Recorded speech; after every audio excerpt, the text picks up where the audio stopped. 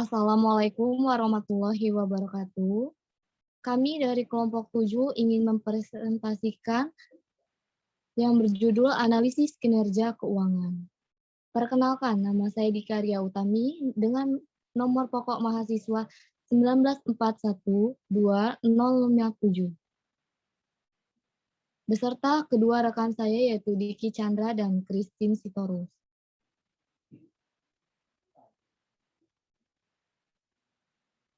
Di sini saya akan mempresentasikan analisis kinerja keuangan.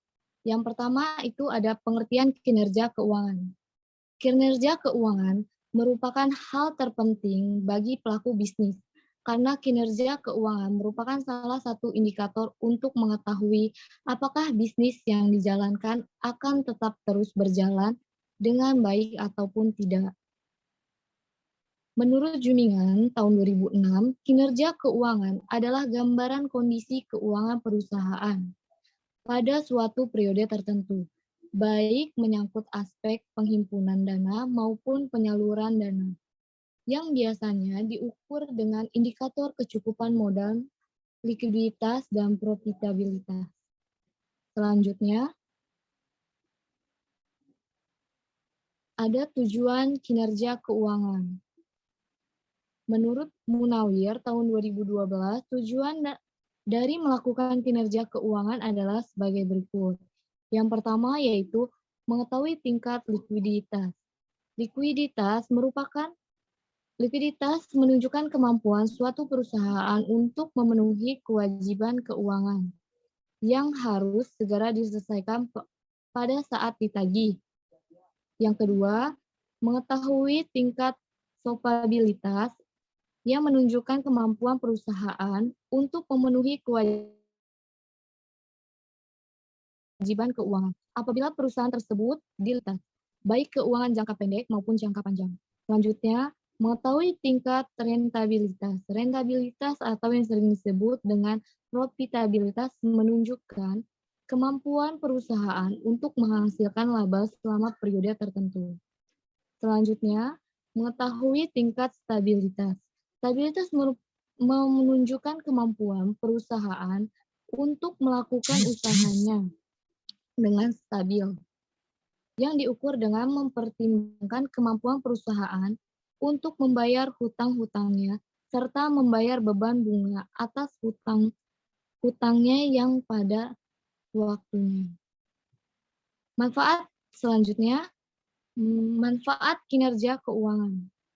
Adapun manfaat dari melakukan kinerja keuangan bagi perusahaan adalah yang pertama, untuk mengetahui sejauh mana perkembangan perusahaan yang sudah dicapai dalam setiap periode tertentu. Selanjutnya digunakan sebagai dasar perencanaan untuk perusahaan di masa yang akan datang.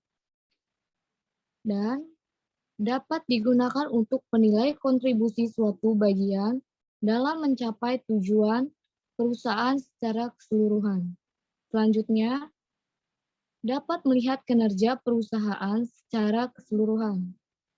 Selanjutnya, sebagai penentuan penanaman modal agar dapat meningkatkan daya produksi suatu perusahaan. Dan yang terakhir, memberi arahan dalam membuat keputusan dan kegiatan perusahaan pada umumnya dan divisi perusahaan pada khususnya. Selanjutnya akan dilanjutkan oleh rekan saya, Christine.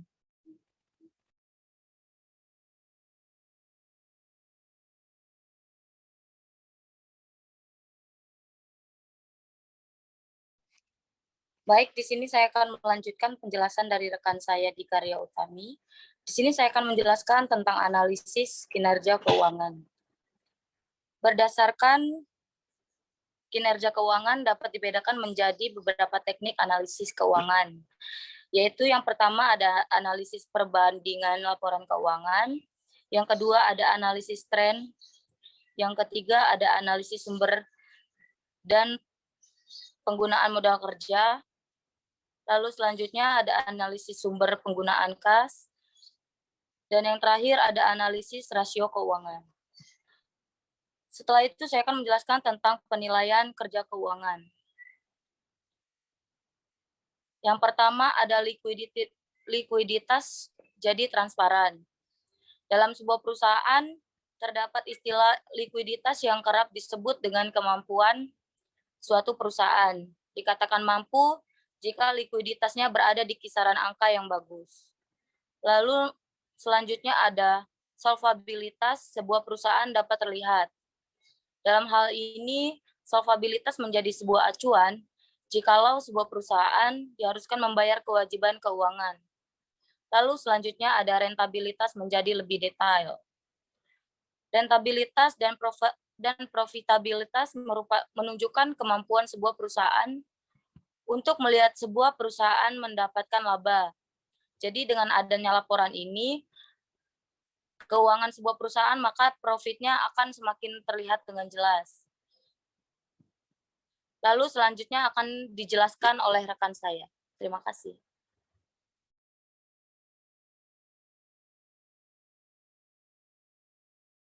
Ya, terima kasih.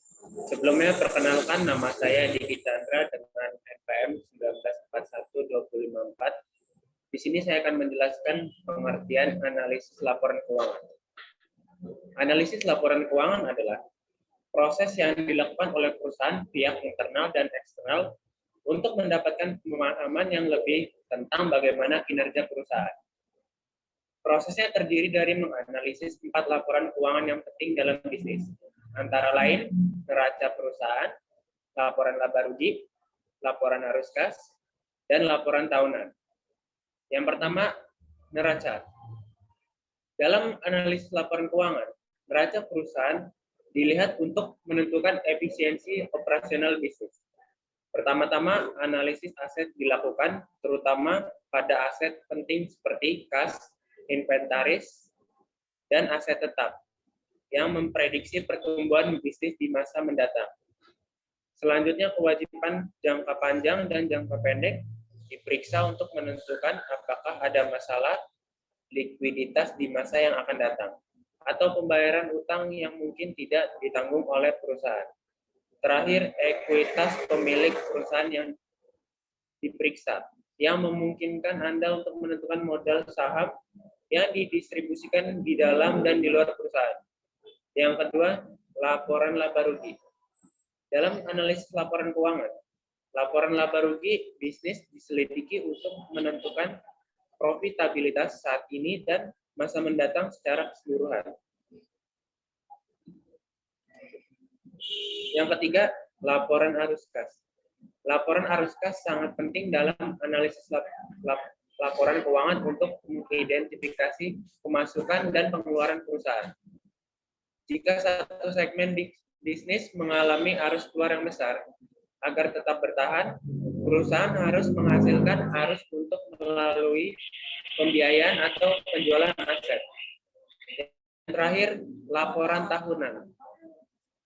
Laporan tahunan memberikan informasi kualitatif untuk menganalisis lebih lanjut kegiatan operasional dan pembiayaan perusahaan dengan menyeluruh.